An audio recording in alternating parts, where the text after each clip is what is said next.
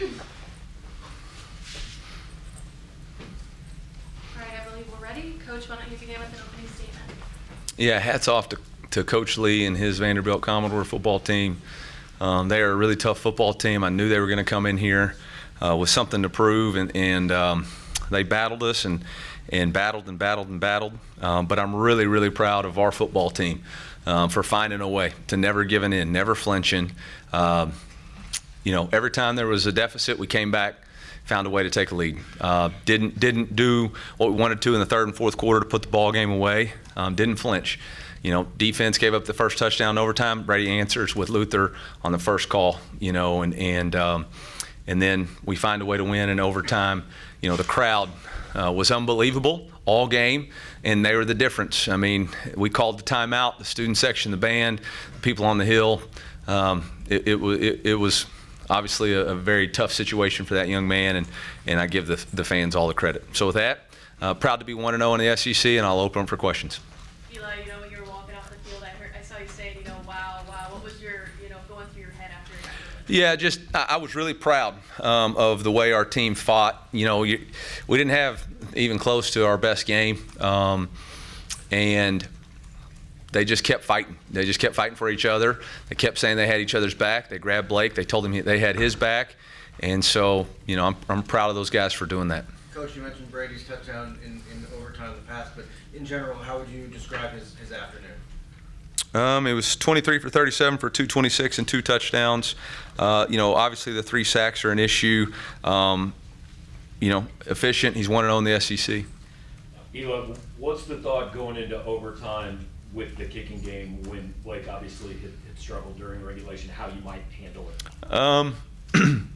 Well, the first time we didn't have any choices. We had to score, and the second time, it's just, look, you just keep putting him back up. At the end of the day, we were going to trust him, and it's a learning lesson. Can't get too high and can't get too low. Last week we were SEC Player of the Week.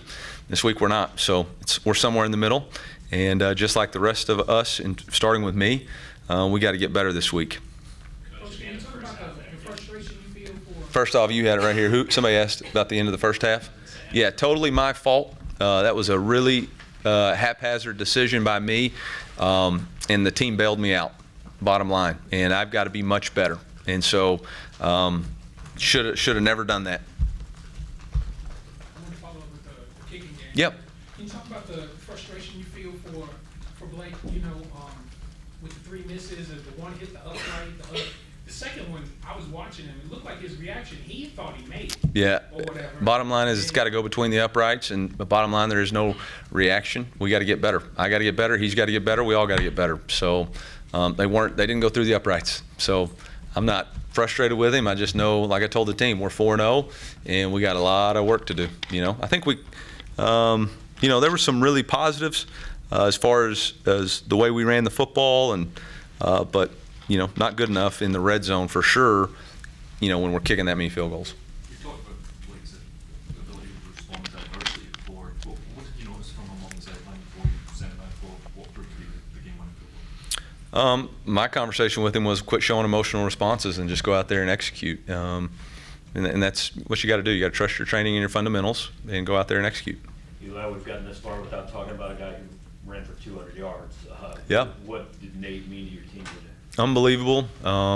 Obviously, he had the big run right there in the third quarter. As a special player, I think we've all noticed that and known that. We just got to continue to finish drives for him. That's the unfortunate thing right now is we're just not able in the red zone to finish drives, and we got to take a really hard look at that on what we're not able to do in the red zone and why we're not able to get touchdowns in there.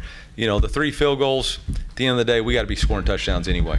So that's on us. And that by us, I say that's on me. That's on me. That's a good ringtone. On that first touchdown that Vandy had, what happened in the second? Was that another Yeah. guys in the backfield thing? Yeah, it was yep. Just a really poor play on the defensive side of the ball. So we got to get a lot better. There was at least 2 instances today, if not more, of Chuck Hicks making big stops on third down. Yeah. How has he kind of grown in the linebackers room this year? Chuck's a leader. He's a captain. He's consistent. Had a sack. and never flinches. So. Coach, Zion Young got a lot of pressure early on in the game. What did you like from his performance tonight? Yeah, I mean, I thought the defensive line really played well and had pressure. Their quarterback's really tough to tackle. They had 119 yards, and a lot of it was on, plays that we thought we had a contained player. I mean, obviously the last quarterback draw, was a really good run by him, and the option in the first half. I mean, we had two guys completely whiff on the tackle. So, but Zion Young, I thought, played well. Coach, talk about the job you think your defense did handling the assignment that was the opposition's quarterback. Well, he rushed for 119 yards, so it wasn't as good as we needed it to be. Look, at the end of the day, we're all going to go back and watch this tape and say there were a lot of things that we've got to do better. I thought our tackling angles were poor. I thought our first man in didn't tackle as well as we needed to in the run game. And offensively, we weren't able to score enough points to ever flip their game plan, which was the goal all week, was try to get to a 2-score lead so that you could have to force them to do something besides run their option. We weren't able to do that. Coach, it seemed like not the usual rushing ability or production for Brady tonight. Was there anything holding him back rushing-wise, or just an off night? I mean, we had Unless you could. Thank you. He had one key first down right there in the third quarter, but I'm not sure. I'll have to go back and watch the tape. It probably was on me for not having good play design. What did you think of the pass protection tonight? I thought our pass protection was fine. The sack we took in the fourth quarter, we were hot, and that was on us as a as a play design. So we just got to get that stuff corrected. But there wasn't anything in the protection that I was upset with. Coach, we saw Brett Northleaf and Marquise Johnson had to walk around at points. How are they doing? Yeah, Brett's was just a shoe issue. He just had a bottom of his sole broke. Marquise has an ankle injury. I'll get more updates as it comes, but it wasn't like couldn't return, but it wasn't anything that warranted significant. We'll just see how good news for a bye week. Good time for a bye week. Coach, for your offense, is there a way to put into words a lesson learned because of the way they bounced back and did so well in overtime? I mean, I don't think we ended well in overtime. I mean, we kicked another field goal in the red zone. We got to take a hard look at what we're doing in the red area and figure out why we can't sustain drives and why we're not able to convert third downs. So that's on me as the head football coach, and I've got to do a better job finding answers there. Coach, can you take us through the play action touchdown earlier in the game when you saw on that play? Yeah, we just saw we knew on tape that they were overreacting to our outside zone, and it was a great play design by Kirby. We put everything into the boundary, which is a typical run formation for us, and great action, great fake, and great job by the quarterback to find him. We've got time for one more question. We got a bye week coming up, and then game at Texas A&M, first road game of the year. What especially are you guys hammering down on during this bye week to make sure you guys can handle the pressure of that environment?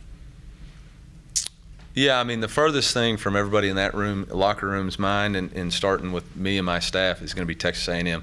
We got to go take a hard look at the Missouri Tigers, and we got to figure out why we're not executing in the third downs in the red area, why we're not kicking field goals, why we're missing tackles, why we're busting assignments.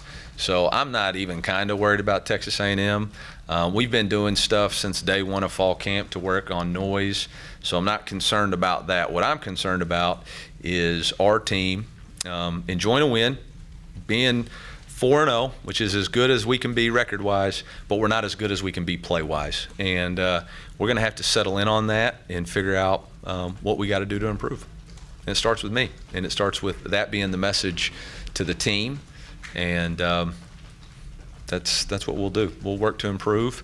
That's always been how we've approached bye weeks, and that's not going to change. Appreciate it, Coach. Yep, MIZ.